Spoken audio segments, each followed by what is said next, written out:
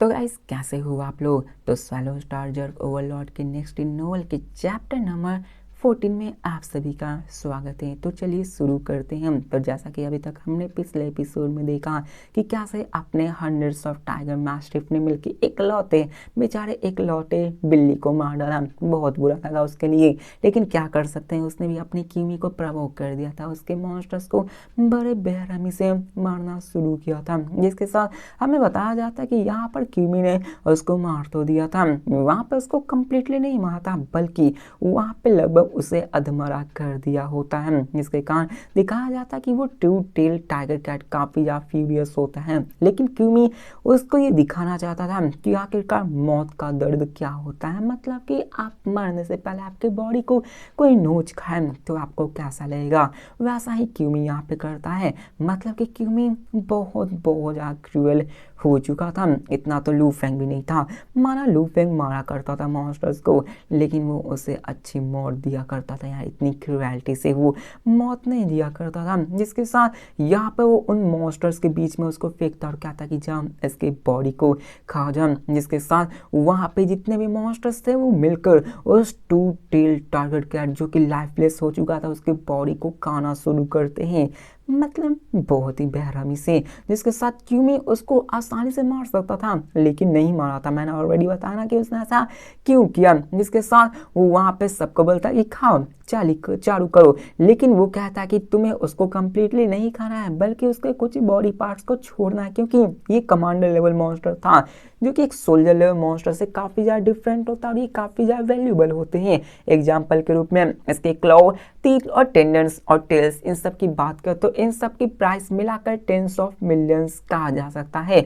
और हॉर्स जो कि हाई लेवल सोल्जर सिंगल्स के होते हैं उन्हें तो थाउजेंड्स ऑफ डॉलर्स में बेचा जा सकता है। और क्यूमी के ऊपर अभी भी 3 मिलियन युआन का लोन है और यहाँ पर वो पैसों को नहीं गवा सकता है, जिसके साथ वो वहाँ पे remaining parts of the body को वर्कर बग के द्वारा उठा कर ले जाता है, ताकि वो अपने मदर नेस्ट के अंदर उसको एनालाइज करके उसके ही जैसे मॉन्स्टर बनाना शुरू कर दे। जिसके साथ वो भी वहाँ पे अपने नेस्ट के अंदर उसके जीन्स को एनालाइज करना शुरू कर देता है, ताकि उसके ही जैसे मॉन्स्टर्स बनाए जा सके। और अभी के फिलहाल हमें बताया जाता है कि सबसे जो मोस्ट इंपॉर्टेंट पार्ट होता है वो ब्रेन होता है।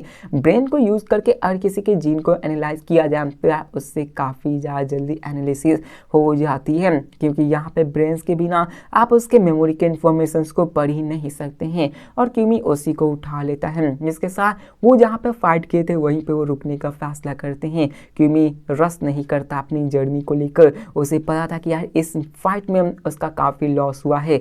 15 टाइगर मैस्टिफ ऑलरेडी मारे जा चुके हैं और एक पूरी की पूरी स्काउटिंग टीम ही खत्म हो चुकी है। फॉर्चुनेटली उसके अलावा कोई इंसिडेंट नहीं हुआ था, जिसके कारण अभी के फिलहाल खतरा टल चुका था।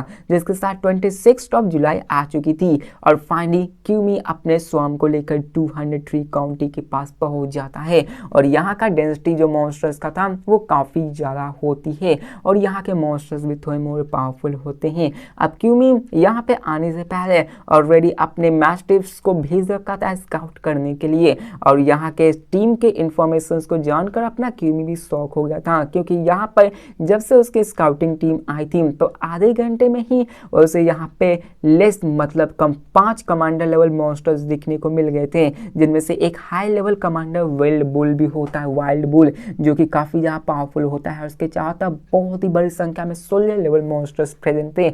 मतलब कि अभी आपने अपने क्यूमी को एक कमांडर लेवल मॉन्स्टर से फाइट करते हुए देखा। इस जगह पे आने पे उसे पता चलता कि यहाँ तो आधे घंटे में उसे 5 और कमांडर लेवल के मॉन्स्टर्स दिख गए। मतलब कि यहाँ पे मॉन्स्टर्स काफी सच में पावरफुल दिखाई दे रहे हैं। और अभी के फिलहाल स्वाम की जो स्ट्रेंथ है उससे वो उनके सामने टिक ही नहीं सकते हैं, इसलिए वो वहाँ पे बिना किसी हल्ले गुल्ले के पीछे आ जाते हैं। जिसके साथ क्यूमी अपने स्वाम को 203 में ले जाता है छिपाकर। वो कमांडर लेवल मॉन्स्टर्स से बचाकर अपने आगे के जितने भी छोटे मोटे मॉन्स्टर्स हैं उन सबको मारकर आगे बढ़ने लगता है। वो एक रेसिडेंशियल एरिया के पास पहुंचते हैं, वहाँ पे कोई भी उनका मेजर इंसिडेंट नहीं होता है। जिसके साथ वो वहाँ पे एक अंडरग्राउंड गैरेज को भी देखते हैं। और वहीं पे अपना क्यूमी अपने रेसिडेंट एरिया को बनाने वाला था। वो एरिया काफी ज्यादा अच्छा था नेस्ट के हैचिंग के लिए, जिसके साथ एक एक करके सभी लोग अंदर जाते हैं और वहां पे जितने भी खतरे मौजूद थे पहले उन सभी को खत्म कर देता है। क्यूमी भी अपने वर्कर बग के साथ वहां पे इनविजिबल फोर्स को सराउंड करते हुए आगे बढ़ने लगता है और आगे देखने लगता है। तभी दिखाया जाता है कि उस अंडरग्राउंड बेस एरिया गार्बेज के अंदर काफी ज्यादा डार्कनेस होती है। क्यूमी अपने टॉर्च को जलाकर आगे देखने लगता है, वो डार्कनेस के अंदर चार्ज करने लगते हैं। लेकिन जैसे ही क्यूमी सामने देखता है ना तो सामने उसे ब्लैक फ्लड रैट्स दिखते हैं। अब ये वही रैट्स होते हैं जो कि आपने स्वैलो स्टार के शुरुआत वाले एपिसोड में देखे होंगे कि कैसे बहुत बहुत बड़ी संख्या के रैट्स अपने सिटी पर अटैक कर रहे थे। वहां पे लू फेंग भी था, लेकिन लू फेंग की जान बहुत ही मुश्किल से बच पाए थे क्योंकि एक बंदे ने जो कि एक वॉरगॉड था उसने अपने आप को सैक्रिफाइस कर दिया था लू फेंग को बचाने के लिए, वरना लू फेंग के पास कोई चांस नहीं था कि वो उन सारे रैट्स से फाइट करके अपने आप को बचा सके। और कह सकते हो कि लू फेंग यार सच में काफी ज्यादा लकी है। आपका तो मैं एक वीडियो बना दूं कि व्हाट इफ लू फेंग के पास अगर स्वैलो स्टार में स्टार टावर्स होती ना या फिर कुछ और के लू फेंग ऑलरेडी मारा जाता तो स्वैलो स्टार की हिस्ट्री कैसी होती है। जिसके साथ यहाँ पे लू फेंग मतलब क्यूमी सामने देखता है तो ब्लैक फ्लड रेट्स मौजूद होते हैं जो कि पावर्स लेवल में सिर्फ प्राइमरी सोल्जर्स लेवल्स के होते हैं। और टाइगर मैस्टिफ के सामने ये मॉन्स्टर्स कुछ भी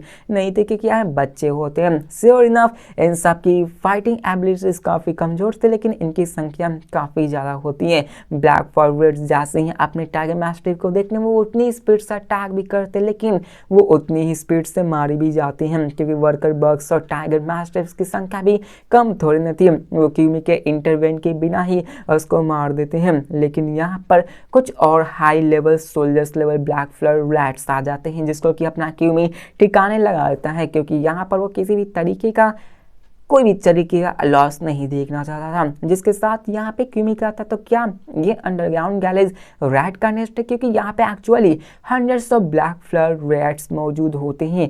10 मिनट तक मतलब 20 मिनट तक ही लगातार वहाँ पे क्लीनिंग करते और सारे मॉन्स्टर्स को मार देते और सबको फिर से वहाँ पे अपने नेस्ट में लाके कंज्यूम करते और खा के मतलब क्लियर कर देते हैं। जिसके साथ फाइनली वो देखता कि यहाँ पे कुछ नहीं है, फाइनली कंफर्म करता कि सब सेफ है, वहाँ पे अपने एक मॉन्स्टर्स को जाता और कहता कि चलो यहाँ पे अपना नेस्ट को क्रिएट करो। जिसके साथ फाइनली वो अपने नेस्ट को यहाँ पे हैच करवाने के लिए स्टार्ट कर देता है। अपने जैसे ही क्यूमी की ऑर्डर देता है वहाँ पे एक बार क्रॉल करता है और वहाँ पे गड्ढा खोदता है और वहाँ पे अपने नेस्ट को क्रिएट कर देता है। रैट के कॉर्प्सेस से वहाँ पे कह सकते हो काफी बदबू आ रही थी, आएगी ही ऑफकोर्स। एक चूहा मरता है तो यार पूरा घर बदबू होने लगता है, तो यार इतने सैकड़ों चूहे मरे हैं तो यार होगा ही। जिसके साथ वहाँ पे वो मट्टी को खोदकर वहाँ पे पूरी साफ सफाई अभियान चलाने लगते हैं। टाइगर मैस्टिफ्स बाकी के बंदे भी ये सब कर रहे होते हैं, अपनी जो बाकी के मॉन्स्टर्स होते हैं वो चक्कर लगा रहे होते हैं, शहर का घूम रहे होते हैं क्या यहाँ पे मॉन्स्टर्स कोई आ तो नहीं रहा है। जिसके साथ क्यूमी भी ज़्यादा दूर नहीं जाता, वो वहाँ पे एक क्लीन और सेफ स्पॉट ढूंढता वहाँ पे बैठता क्योंकि बहुत दिनों की ट्रैवलिंग की वजह से क्यूमी काफ़ी ज़्यादा एग्जॉस्ट हो चुका था और थक भी चुका था फाइट करने की वजह से। क्यूमी सोता तो नहीं बल्कि वो वहाँ पे सेवरल टाइगर मैस्टिफ को गार्ड पे लगाता और वो अपने कल्टीवेशन मेथड्स को प्रैक्टिस करना शुरू कर देता है।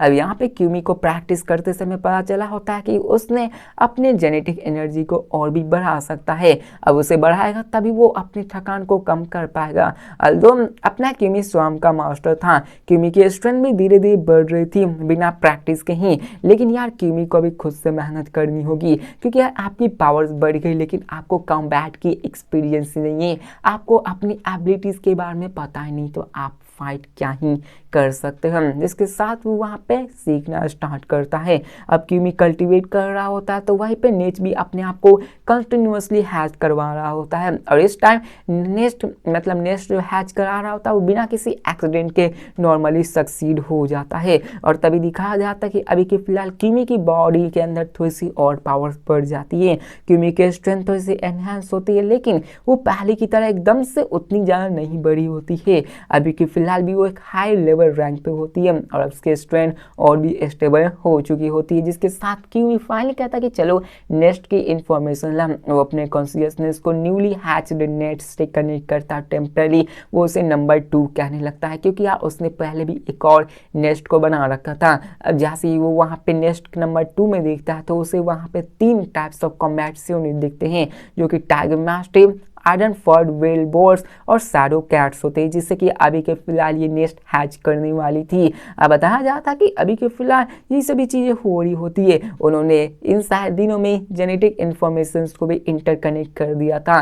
जब तक एक नेस्ट किसी मॉन्स्टर जीन्स को एनालाइज करेगा, दूसरे नेस्ट भी उसको ऑटोमेटिकली हैच करना शुरू कर देंगे। और यहाँ पे हमें कंजप्शंस के बारे में बताया जाता है कि iron fuel wild balls 50 energy points को कंज्यूम करते हैं, वो भी 30 मिनट में एक मिड लेवल सोलर लेवल की कॉम्बैट स्टैंड को पाने वाले जितने एक बैच को तैयार करते हैं। और वहीं पे शैडो कैट 10 एनर्जी पॉइंट्स को कंज्यूम करते हैं, मतलब 5 गुना कम करता है। और 20 मिनट्स में वहाँ पे एक soldier mid level soldier level combat strength को वो बनवा देता है। अब यहाँ पे ये सभी आपको काफ़ी ज़्यादा डिफरेंट लग रही होंगी कि यार इसमें एनर्जी कंजप्शन तो काफ़ी ज़्यादा है, लेकिन यहाँ पे अगर 1 to 1 फाइट करवाए भी जाए तो उतना ज़्यादा स्ट्रॉन्गर नहीं पता चलेगी कौन है। लेकिन यहाँ पे क्यूमी इतने कंजप्शन के बावजूद ऐसा इसलिए करा था क्योंकि अपने सबके अलग अलग रोल होते हैं जिसको कि करना पड़ता है, इसलिए यहाँ पे ये सभी चीज़ें हो रही होती हैं। जिसके साथ फिर से कंटिन्यू होती है हैचिंग और यहाँ पे अपना क्यूमी सच में एक आर्मी को क्रिएट करना शुरू करता है, जिसके साथ हमें वही के कुछ समय बाद का सीन दिखाया जाता है, जहाँ पे एक शैडो कैट अपने 80 स्टोरी रेजिडेंशियल बिल्डिंग्स पे ऊपर जाके वहाँ पे देखना शुरू करता है। और तभी उस मॉन्स्टर्स को एक high level soldier rank line master दिखता है, जो कि 7th फ्लोर पे मौजूद होता है। जिसके साथ वो मॉन्स्टर शैडो कैट अटैक तो नहीं करता, बल्कि वो इंतजार करता है ताकि वहाँ पे टेंस ऑफ टाइगर मास्टिफ आके फॉर्मेशंस में उस मॉन्स्टर को मार सके। जिसके साथ होता ही है और बड़ी आसानी से वो मॉन्स्टर्स का ग्रुप मिलके उस मॉन्स्टर लायन मास्टिफ को मार डालता है। जिसके साथ ऐसे ही मॉन्स्टर्स होती हैं, फाइटें होती है, एक एक करके वो सबको मारना शुरू करते हैं। वहाँ पे और भी मॉन्स्टर्स आना शुरू करते हैं, जिसके साथ ये सभी चीज़ होने लगते हैं। और कह सकते हो कि यहाँ पे फाइट काफ़ी ज़्यादा है, तो मैं सिंपली यहाँ पे नॉर्मल फाइट दिखाने वाला हूँ, क्योंकि यहाँ पे फाइट में बताने के लिए ज़्यादा कुछ नहीं है। बस ऐसा समझ लो कि ग्रुप्स वाली फाइट हो रही है, जिसके साथ क्यूमी भी अपने इन सब को मदद करता है। अब क्यूमी फिर से सोचने लगता है, क्या था कि यहाँ के रिसोर्सेज काफ़ी ज़्यादा एबेंडेंट है, मॉन्स्टर्स हर जगह है और nearly estimated tens of thousands of monsters मौजूद है। अब देखो बिल्डिंग में और भी मॉन्स्टर्स आए थे, तो उसको क्यूमी ने मारकर साइड कर दिया कि जाओ तुम लोग स्वर्ग सिधार लो। जिसके साथ यहीं पे क्यूमी उन सबको एनालिसिस करने लगता है। अब इतने ही टाइम में अपने क्यूमी ने हंड्रेड्स ऑफ मॉन्स्टर्स को खुद से ही मार डाला होता है। एबेंडेंट एनर्जी की वजह से नेस्ट भी रुकती नहीं है अपने जर्ग यूनिट्स को हैच करवाने से। अभी के फिलहाल टाइगर मैस्टिफ की इंटायर नेस्ट की संख्या में 600 हो चुकी थी। आयरन फ्यूल्ड वाइल्ड बॉस 80 हो चुके थे और शैडो कैट्स 100 से भी ज़्यादा हो चुके थे। इनकी नंबर्स और भी बहुत ही एस्टोनिशिंग रेट से बढ़ रही थी। और जबकि पहले के दौरान में हमने देखा कि नेस्ट में स्टोर्ड एनर्जी पॉइंट सिर्फ 1000 ही होते हैं, लेकिन इस बार 2000 स्टोर किए जाते हैं, जो कि एक सस्टेनेबल रिजर्व माना जा सकता है। जिसके साथ उसकी लेवल 2 की जो प्रोसेसिंग 6% कंप्लीट हुई थी, वो 23% हो चुकी थी, जो कि कह सकते हो कि काफ़ी अच्छे से चल रही होती हैं। अभी के फिलहाल क्यूमी को फिर से वही मिसिंग होता कि यार मेरे पास अच्छी कोई सुटेबल साइकिक वेपन्स नहीं है, वरना मैं एक primary commander rank tiger mastiff को भी मारने में कामयाब हो पाता। उसे रिग्रेट होने लगता है, क्योंकि एक स्पीड मास्टर के पास सुटेबल वेपन ना होने के कारण उसका सबसे बड़ा डिसएडवांटेज आ जाता है।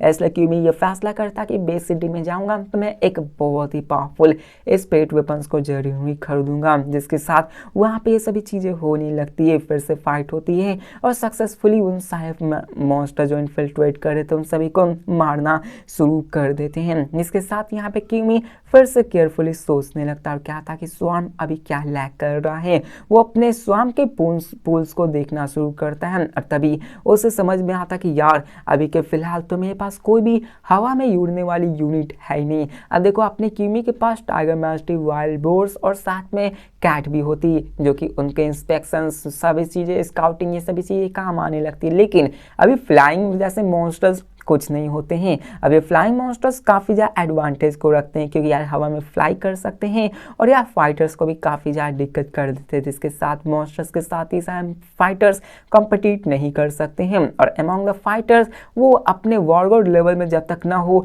वो फ्लाई नहीं कर सकता और फ्लाइंग मॉन्स्टर्स से फाइट कर पाना उनके लिए भी काफ़ी ज़्यादा मुश्किल हो जाता है, जिसके हिसाब से अपना क्यूमी सोचने लगता कि यार मेरे पास भी एक फ्लाइंग मॉन्स्टर्स होनी ही चाहिए। अब इस वाइल्डनेस एरिया में क्यूमी सोचता कि एक ग्रे क्लाउड एस्पैरो इस जगह पे काफ़ी कॉमन पाई जाती हैं। उनकी स्ट्रेंथ प्राइमरी सोल्जर रैंक पे होती है लेकिन उनकी संख्याएं काफ़ी ज़्यादा होती है, यहाँ तक कि हॉर्डे रीडर रैंक्स के एग्जिस्टेंस भी उनके साथ होते हैं और कई सारे कमांडर रैंक्स के मॉन्स्टर्स भी मौजूद होते हैं। इसलिए यहाँ पे क्यूमी फैसला करता कि चलो मेरे पास एक फ्लाइंग यूनिट भी होनी चाहिए और नेक्स्ट एपिसोड में हम क्यूमी को फ्लाइंग यूनिट को मतलब बनाते हुए देखेंगे, जो कि हमारा कल आएगा।